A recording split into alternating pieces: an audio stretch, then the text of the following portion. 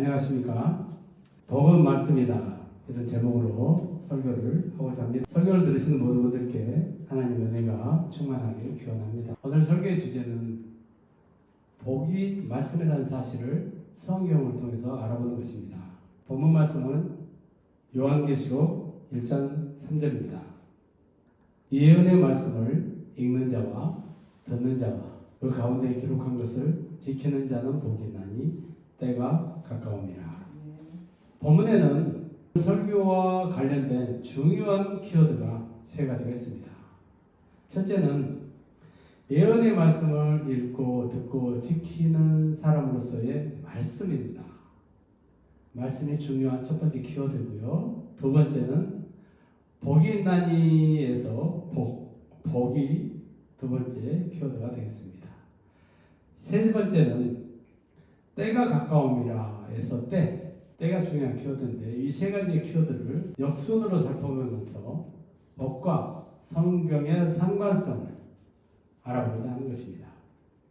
그럼 첫째, 때는 무엇을 말하는가? 때는 언제인가? 성경에서 말하는 가장 중요한 때는 이 땅에 주님이 오시는 때입니다. 주님은 우리가 아는 대로 2000년 전에 이 땅에 오셨죠. 그걸 초림이라고 합니다. 처음 오셨다는 것이죠. 갈라디아서 4장 4절에 때가 차면 하나님이 그 아들을 보내셨다, 이렇게 표현하고 있는데, 주님이 오실 때가 차서 하나님이 보냈습니다. 초림의 때라고 볼 수 있습니다. 두 번째 때는 구원의 때를 살펴볼 수가 있습니다. 예수님으로 인해서 우리가 구원을 받게 됐는데요, 우리의 구원은 이미 받았지만 아직 아닌, 그래서 주님이 오시는 때와 상관이 있는데, 우리가 주님 앞에 서는 때, 이 세상 끝난, 우리의 삶이 끝난 그때가 예전에 처음 믿을 때보다 가까이 왔다는 우리의 구원의 때를 살펴볼 수 있고, 세 번째는 재림의 때, 주님이 오시는 때, 이때가 중요한 때입니다. 그래서 사도행전 1장 7절에 보면 때와 시기는 아버지께서 자기의 권한에 두셨으니 너희는 알 바가 아니오, 이렇게 기록되어 있습니다. 주님의 재림의 때는 아무도 모릅니다. 그러나 분명한 것은 그때가 온다는 것이죠. 우리의 구원의 때도 아무도 모릅니다. 내가 언제 주님 앞에 갈지는 아무도 모르죠. 그러나 그때는 분명히 온다는 것입니다. 예수님이 초림에 때가 참에 오셨듯이 우리도 주님 앞에 가고 주님도 이 땅에 재림하실 것입니다. 때, 주님 앞에 서기까지 우리는 이 땅에서 살아야 되는데, 복이 있는 자라 인정을 받으면 좋은데, 이제 복이 무엇인가를 살펴보도록 하겠습니다. 일반적인 의미에서의 복은 행복과 동요입니다. 그러나 우리는 예수를 믿는 사람으로서 성경에서의 복을 뭐라고 하는지 그걸 살펴보는 것이 중요합니다. 성경에는 복에 대한 표현이 16가지 정도 나오는데요, 그 중에서 대표적인 표현을 살펴보면 히브리어로 아슈레라는 표현 동사인데, 잘 되어간다, 진보한다, 이런 뜻을 복으로 사용하고 있습니다. 또 한 가지 표현은 토브라는 형용사로 좋은, 유쾌한을 복으로 사용했습니다.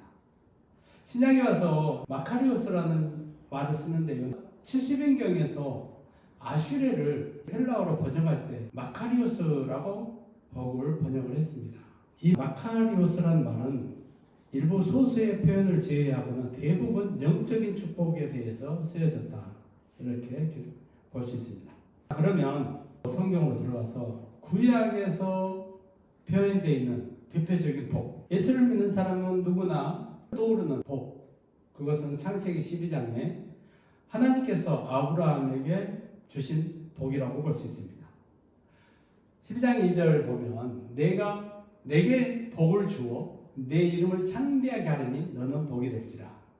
옛날 성경에는 복의 근원이 될지라, 아브라함을 통해서 온 땅에 자손 만대의 복이 전해질 것을 표현하고 있습니다. 하나님께서 아브라함에게 복을 주었습니다. 그 다음에 대표적인 표현은 역대상 4장 10절에 야베스의 기도가 있습니다. 야베스는 이렇게 기도합니다. 주께서 내게 복을 주시려거든 나의 지역을 넓히시고 주의 손으로 나를 도우사 나로 환난을 벗어나 내게 근심이 없게 하옵소서. 하나님께서 이 기도를 들으셨다, 이렇게 기록되어 있습니다. 야베스의 기도는 우리에게 필요한 너무나 절실한 기도와 일치한다고 볼 수 있습니다. 우리도 우리의 삶의 지경이 넓혀지고 환난을 벗어나 근심이 없는 삶 소망하고 있죠. 우리가 육신을 입고 있는 상에는 근심과 걱정을 떠날 수가 없기 때문에 하나님의 은혜로 환난을 근심 없기를 소망하고 있습니다. 또 다른 표현으로 시편 1편에 나와 있습니다. 1, 2절에 보면 복 있는 사람은, 이런 명시적인 표현으로 복 있는 사람이 어떠한 모습으로 살고 있는지를 보여주고 있습니다. 복 있는 사람은 악인들의 꾀를 따르지 아니하며 오만한 자들의 자리에 앉지 아니하고 오직 여호와의 율법을 즐거워하여 그 율법을 죄하러 묵상하는도다. 우리는 이렇게 성경에 기록되어 있는 복 있는 사람의 삶보다는 우리를 좀 더 부유하게 해준다, 좀 더 높은 자리에 가게 해준다, 이런 악인이나 오만한 자들의 꾀를 쫓는 경향이 있습니다. 그러나 성경에서는 그러한 것들을 삼가고 오직 하나님의 말씀을 묵상하면서 말씀을 지키며 살기를 기록하였고 그 사람이 복이 있다 설명하고 있습니다. 신약으로 넘어가 보겠습니다. 신약에 기록된 대표적인 복은 우리가 아는 대로 산상수훈입니다. 마태복음 5장 1절에서 11절까지 나와 있는데요. 일명 산상팔복이라고도 합니다. 8가지의 복을 예수님께서 다른 제자들에게 말씀하셨습니다. 이 복은 우리가 아는 대로 부유하거나 근심 걱정이 없거나 또 우리의 삶의 지경이 넓혀지거나 또 명예가 올라가는 것과는 전혀 상반된 개념으로 예수님이 말씀하셨습니다. 마태복음을 보면 1절에 심령이 가난한 자는 복이 있나니 천국이 그들의 것이다. 애통하는 자는 복이 있나니 온유한 자는 복이 있나니 의에 줄이고 목마른 자는 복이 있나니 긍휼히 여기는 자는 복이 있나니 마음에 청결한 자는 복이 있나니 화평하게 하는 자는 복이 있나니 의를 위해서 박해를 받는 자는 복이 있나니. 그 뒤 구절들은 성경에서 찾아보시면 되겠습니다. 어쨌든 복 있는 사람은 우리가 생각한 것과는 다른 모습을 띠고 있다는 것입니다. 우리의 바램처럼 육신의 건강이나 풍요함이 아니고 영적인 복을 지칭하고 있는 것을 볼 수 있습니다. 계시록의 1장 3절의 본문 말씀이죠. 예언의 말씀을 읽는 자와 듣는 자와 그 가운데 기록한 것을 지키는 자가 복이 있다.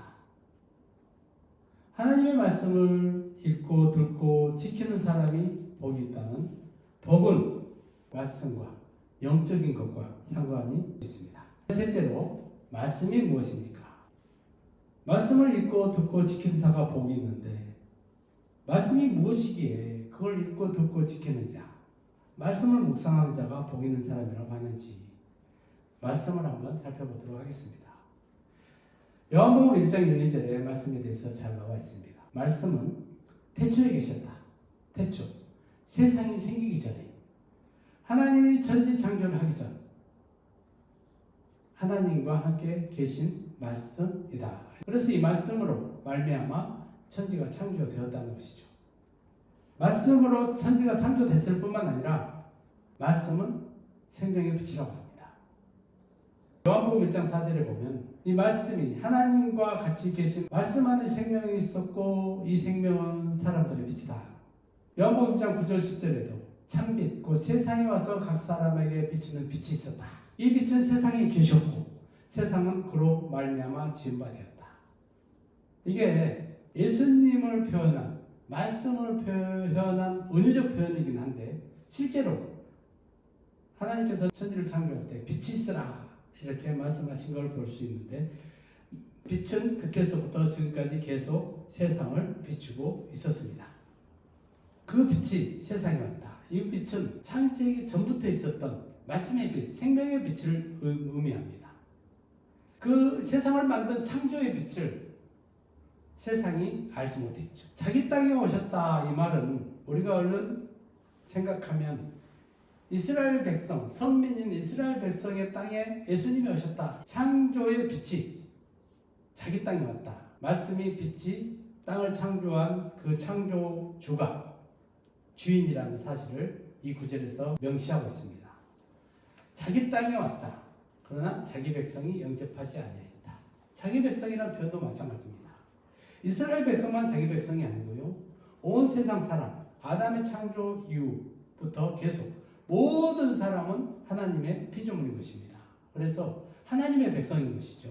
그런데 하나님의 백성이 하나님을 영접하지 아니하였다고 말씀하고 있습니다. 이 빛을 영접하는 자, 곧 그 이름을 믿는 자에게는 하나님의 자녀가 되는 권세를 주셨다. 요한복음 1장 12절에 표현하고 있습니다. 세상 사람들은 빛을 영접하지 않았죠. 알지 못했으니까. 그 빛을 영접하는 사람이 하나님의 자녀가 된다고 하는데요. 이 하나님의 자녀가 되는 권세, 이 권세는 사람의 뜻으로 되지 않고 하나님께로 말미암는다고 볼 수 있습니다. 그래서 예수님을 영접한다는 그 사실, 그게 바로 하나님의 은혜인 것입니다. 하나님의 예정 가운데서 우리를 하나님께서 태초에 택하셔서 이때에 우리를 구원하신 것입니다. 하나님께 택함 받은 자들인데 그 하나님께 택함 받은 자들이 빛을 영접하고 하나님의 자녀가 되는 것입니다. 말씀은 또 독생자이다. 이제 좀 더 구체적으로 들어갑니다.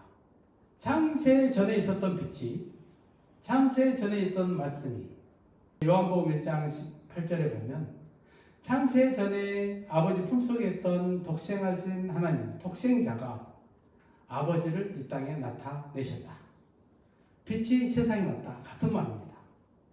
하나님의 품속에 있는 독생하신 하나님이, 이 말씀은 예수님이 이 땅에서 태어난 때를 말하는 것이 아닙니다. 하나님이, 독생자는 태초에 하나님의 아들로 태어나 하나님 품속에 계셨다는 말입니다. 독생자는 하나님의 품속에서 독생하셨다. 이 표현을 잘 기억하시기 바랍니다. 독생자가 이 땅에 육신을 입고 사람의 모습으로 왔다. 말씀이 육신을 입고 이 땅에 왔다. 계속해서 같은 말에 다른 표현들이 이어지고 있습니다. 요한복음 1장에 나와 있는 내용입니다.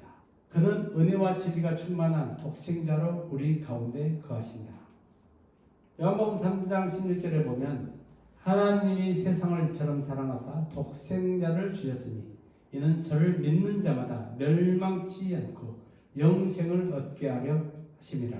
하나님께서 독생자를 이 땅에 보내신 것, 빛을 이 땅에 보내신 것, 그것은 하나님을 믿는 사람, 예수님을 영접한 사람이 영원한 생명을 얻게 하려고, 사망에서 생명으로 구원 얻게 하려고 보내셨다는 사실을 표현하고 있습니다. 그래서 중요한 것은 독생자인 예수님을 영접하는 것입니다. 영접하는 자가 영생을 얻는 것이죠. 이 땅에 빛으로 오신 태초에 계신 생명의 말씀, 육신을 입고 오신 예수님을 영접하면 영생을 얻습니다. 영생이라는 것은 영원한 생명을 얘기하죠. 영원한 생명을 소유한 사람은 하나님 말씀이 영원한 생명을 더 풍성하게 한다는 사실을 알고 믿어야 됩니다. 생명은 살아있는 것입니다. 생명이 먹고 사는 양식은 하나님의 말씀이다. 그래서 말씀은 곧 성경입니다. 하나님의 말씀은 곧 성경이다. 디모데후서 3장 16절에 모든 성경은 하나님의 감동으로 된 것으로, 하나님의 감동, 성령의 감동, 성령의 역사하심. 성경은 인간 저자가 기록했습니다. 인간 저자가 기록할 때 무오류하도록 하나님의 뜻이 온전히 적시되도록 성령께서 역사하셨다는 것입니다. 모든 성경은 하나님의 감동으로 된 것으로 교훈과 책망과 바르게 함과 의로 교육하게 유익하다. 또 다른 성경에 보면, 오늘은 요한복음을 중심으로 설교를 하고 있는데요. 나를 믿는 자는 성경의 이름과 같이 그 배에서 생수의 강이 흘러나오리라. 요한복음 7장 38절에 나와 있고, 전에는 율법으로 또 말씀으로 했던 표현들이 요한복음에서는 성경에 이르기를 이렇게 말씀과 성경을 번갈아 가면서 사용하고 있는 것을 볼 수 있습니다. 그래서 말씀은 곧 성경이다. 성경을 읽는 것, 하나님의 말씀을 듣는 것, 같이 생각할 수 있습니다. 성경은 이제 어떻게 해야 되느냐? 성경은 늘 묵상해야 됩니다. 복 있는 사람은 하나님의 말씀을 여호와의 율법을 즐거워하여 그의 율법을 주야로 묵상하는 터다. 물론 시편은 구약입니다. 그래서 율법이라고 하는데 이 율법을 신약에서는 성경이라고 표현합니다. 그래서 하나님의 말씀 성경을 주야로 묵상하는 것, 이것이 복 있는 사람이다. 이렇게 볼 수 있습니다. 묵상을 위해서는 성경을 읽어야 되겠죠. 묵상이라는 사전적인 용어는 어떤 것을 말없이 오랫동안 곰곰이 생각하는 행위를 뜻하는 말입니다. 머릿속에 두고 마음속에 두고 계속해서 반복적으로 깊이 생각하는 것을 묵상이라고 합니다. 그래서 말씀을 묵상하기 위해서는 묵상의 대상인 하나님의 말씀을 먼저 내 안에 가득 채워 놓아야 언제 어디서나 때를 얻든지 못 얻든지 항상 그 말씀을 묵상할 수가 있습니다. 그래서 말씀 묵상은 늘 해야 되는 것이죠. 항상 해야 되는 것입니다. 틈나는 대로 시간 나는 대로 말씀을 가득 채워 놓아야 되겠죠. 그래서 성경 말씀을 읽고 묵상하는 성도가 복 있는 사람. 예수님을 영접하고 영생을 얻은 사람은 날마다 성경을 읽고 듣고 하면서 내 안을 하나님의 말씀으로 채워 놓아야 됩니다.